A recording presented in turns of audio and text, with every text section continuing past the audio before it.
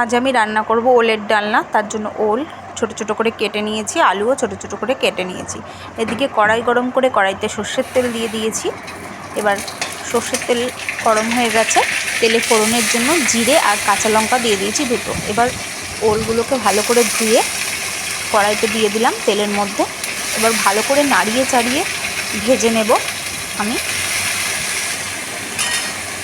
আমি আজকে নিরামিষ রান্না করব। যারা আমিষ খান এর সাথে শুধু পেঁয়াজ রসুনটা অ্যাড করবেন আর চিংড়ি মাছ অ্যাড করবেন, দেখবেন খেতে খুবই সুন্দর লাগে, আরও সুন্দর লাগে। কিন্তু যেহেতু আমাদের আজকে নিরামিষ রেসিপিই হবে, ওই জন্য আমি এগুলো অ্যাড করছি না। ভালোভাবে দেখুন ভাজা ভাজা হয়ে গেছে, লাল লাল করে ভেজে নিয়েছি আমি। এবার এর মধ্যে আলুগুলো দিয়ে দিলাম। ওলটা অর্ধেক ভাজার পর আপনারা আলু দেবেন। নিরামিষভাবে এই তরকারিটা রান্না করলেও খুব সুন্দর স্বাদ লাগে, আর আমিষ করলে আর একটু বেশি ভালো লাগে। সেটা তো সবাই জানেন, যারা চিংড়ি মাছ টাছ দিয়ে করলে আরও ভালো লাগবে। ওইভাবেও আপনারা করতে পারেন। এদিকে আমি আদা দিয়ে দিয়েছি তরকারিটার মধ্যে, জিরের গুঁড়ো দিয়ে দিয়েছি, ধনে জিরের গুঁড়ো দিয়ে দিয়েছি। এবার আবারও ভালোভাবে নাড়িয়ে চাড়িয়ে আমি কষিয়ে নেব। পরিমাণ মতো লবণ দিয়ে নিয়েছি,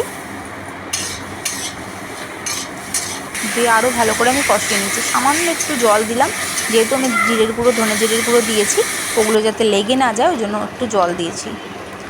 1 চামচ মতো আমি হলুদ গুঁড়ো দিয়ে দিলাম। আর আমি জিরে ধনে জিরে সমস্তটাই 1 চামচ করে দিয়েছি। একটুখানি কাশ্মীরি লঙ্কার গুঁড়ো দিলাম রঙের জন্য। আপনারা এটা না চাইলে স্কিপ করে যেতে পারেন। টমেটো দিয়ে দিলাম ঘষে, আপনারা কুচি করেও টমেটো দিতে পারেন। আরও ভালো করে দেখুন সুন্দরভাবে কষিয়ে নিচ্ছি আমি, আর কতটা সুন্দর মশলা দিয়ে কষানো হচ্ছে।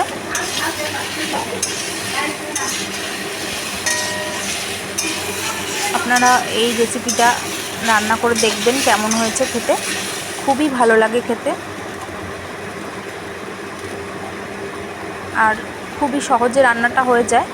ওই জন্য কোনো কিছু অসুবিধা নেই যে কিছু বুঝতে পারলেন না, এরকম কোনো ব্যাপার নেই। খুব তাড়াতাড়ি খুব সহজে রান্না হয়ে যায়।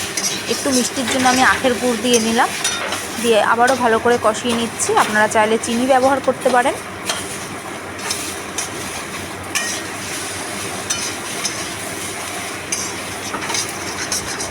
আপনারা রান্না করে খেয়ে বলবেন কেমন হয়েছে, আর লাইক কমেন্ট শেয়ার করে দেবেন, আর এভাবে আমার পাশে থাকবেন। আর যারা সাবস্ক্রাইব করেননি তারা প্লিজ আমার চ্যানেলটাকে একটু সাবস্ক্রাইব করে আমার পাশে থাকবেন। আমি গরম জল করে নিয়ে গরম জলটা দিয়ে দিলাম। গরম জল দিলে তরকারির স্বাদটা ভালো থাকে, ওই জন্য গরম জলটা দেওয়াই উচিত। দেখুন কি সুন্দর সিদ্ধ হয়ে গেছে আর কতটা গ্রেভি টেনে গেছে। এবার আমি গরম মশলা দিয়ে দিলাম পরিমাণ মতো। আমি মন্ত্রার গরম মশলা ইউজ করেছি, আপনারা যে কোনো গরম মশলাই দিতে পারেন। আমি 2 চামচ মতো ঘি দিয়ে দিলাম। যেহেতু আমি নিরামিষ করছি ঘি গরম মশলা দিচ্ছি। আপনারা যদি আমিষ চিংড়ি মাছ দিয়ে করেন সেক্ষেত্রে ঘিটা দেবেন না, গরম মশলাটা দেবেন। আর নিরামিষ মশলা আমি অ্যাড করেছি, সেখানে শুধু পেঁয়াজ রসুনটা অ্যাড করবেন।